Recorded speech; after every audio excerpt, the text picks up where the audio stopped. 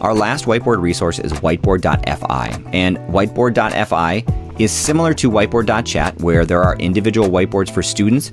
It is a they say, a versatile tool, including math tools, full access to students and their boards, and an ease of use to share your own board.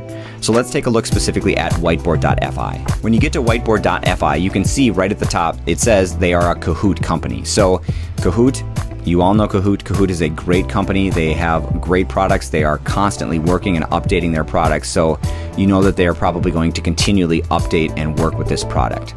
So right off the bat, you have a good feeling about the product. As you move down, you can see that you can create a new class, you can join a class, or you can log in. For my purposes, I have decided to create a login. Once you get into Whiteboard.fi, you'll see the teacher dashboard. And right now I have no active subscription. So there is a free version and there is a paid version. The biggest difference between the free and the paid version is the room option. So I'm going to click on create a room, and you can see here now that rooms under the paid option are permanent. If I am under the free option, they are only temporary and will expire automatically after 2 hours of inactivity. And then you will have to create a new temporary room each time.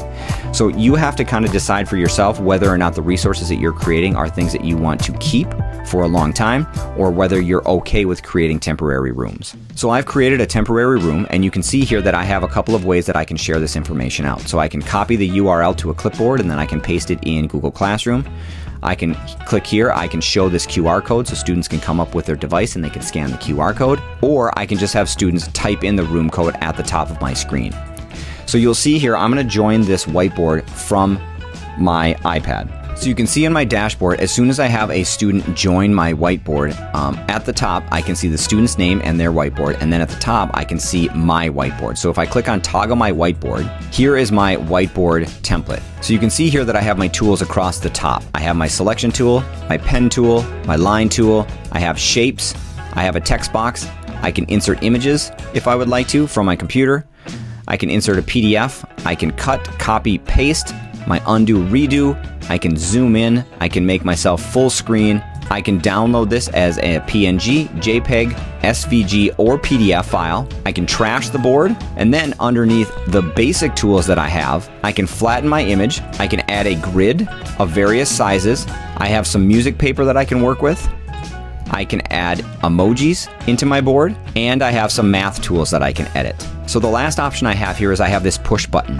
When I click on the push button, I have the option to push my whiteboard to all students. I can push all pages, I can push the current page only, or I can push to students as a background image. So if I push it as a background image, then the students can work on it with that specific background going on their whiteboard. So now that I've hidden my whiteboard, I should see a list of all my students' whiteboards. I can click on the student's name and I can see them working in real time. Now there is a little bit of a delay between when they are working on their board and when the information populates on your screen. And then if you have the paid version of Whiteboard.fi, you can actually leave feedback for students, but because I do not have the paid version, I only have the free version, I cannot provide feedback to students. I do have some actions that I can perform on their board. So if I click on actions here, I can save their whiteboard as an image. I can erase everything on their board. So if I click on this, it actually erases everything on their board, and I get a little notification that the whiteboard has been successfully erased. Some of the other actions that I have here is I can do some more pushing right from the actions button. And then if the student is doing something inappropriate or things just aren't working out like you think it should be, you have the ability to kick the student out of your class. So you can see Whiteboard.fi, probably the least robust option for the whiteboard resources that we've talked about so far in this newsletter and on the podcast. It has some of the nice features that are available in Whiteboard.chat, and it has some nice features that are available in Miro with the templates, being allowed to upload a PDF, some of the export features that are available on this platform, and the easeability of students being able to join your class very, very quickly through the class code. So a lot of nice things to use with Whiteboard.fi, but again, a little bit different from the first two that we talked about.